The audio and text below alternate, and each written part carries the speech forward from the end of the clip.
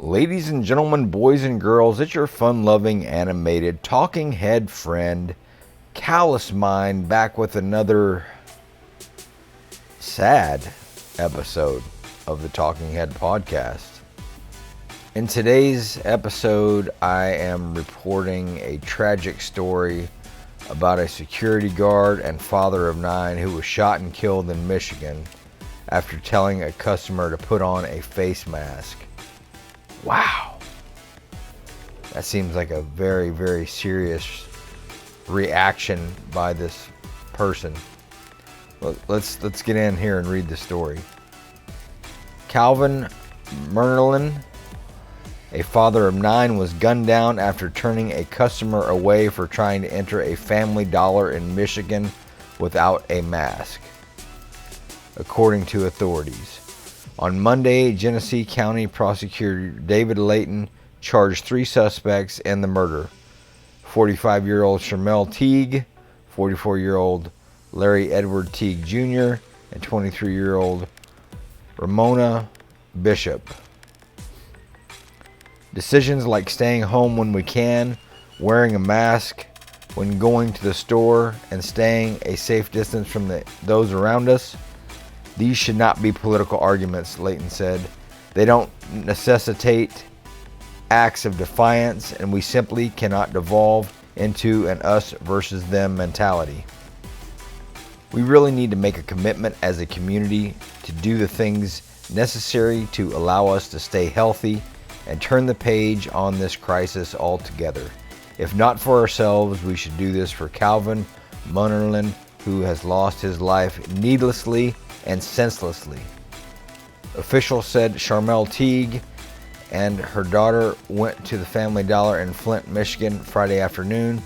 Security footage shows Merlin and Teague got into a verbal altercation after he told the woman her daughter needed a face mask to enter the store.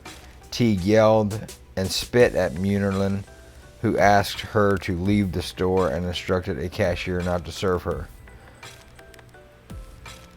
Under Governor Gretchen Whitmer's executive order, everyone must wear a mask in all enclosed public spaces to halt the spread of COVID-19.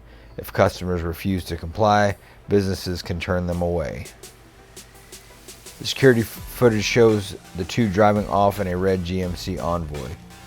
The same vehicle returned about 20 minutes later at 2:15 p.m. 2 suspects, Larry Teague, Shermell's husband, and Ramona Bishop, her son, entered the store. Teague confronted the security guard about disrespecting his wife, and Bishop fatally shot him in the back of the head, Layton said. The 2 men then left the store. I will leave a link to this story in the description box below this video for those who are interested in reviewing it themselves. And just when you thought things couldn't get worse, mutant strain of coronavirus that makes it more infectious has dominated the US and Europe, and vaccines in development may not work against it, study suggests. Good Lord.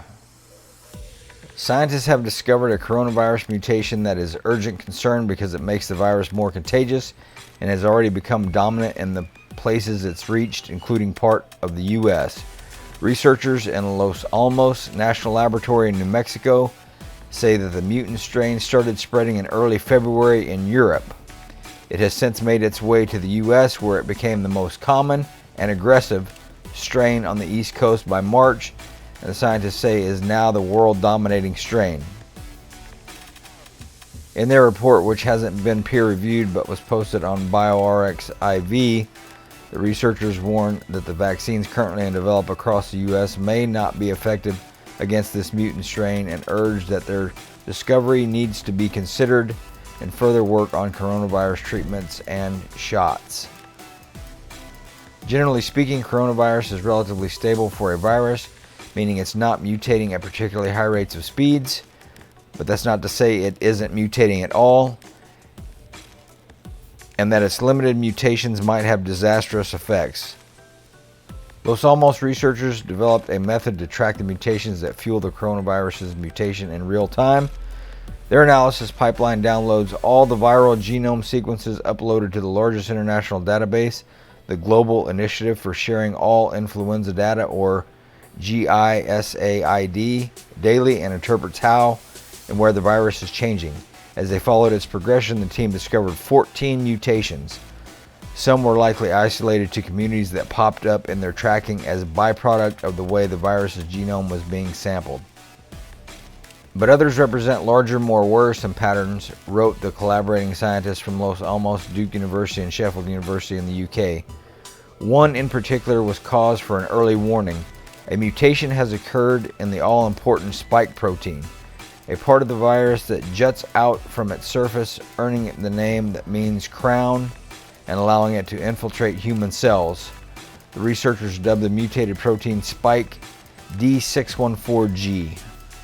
It's not clear if the mutated spike first emerged in China or Europe, but it certainly gathered its momentum in Europe and then swept the globe.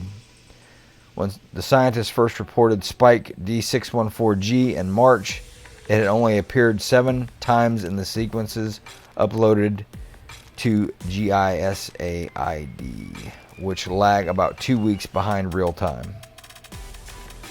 So I hate being the bearer of bad news, but I just wanted to get this information out to you all as quickly as I could. I should say I know that the information isn't the most encouraging, but I hope you enjoyed the video. I hope you all are taking care of yourselves and each other. And until next time, I'll talk to you later. God bless.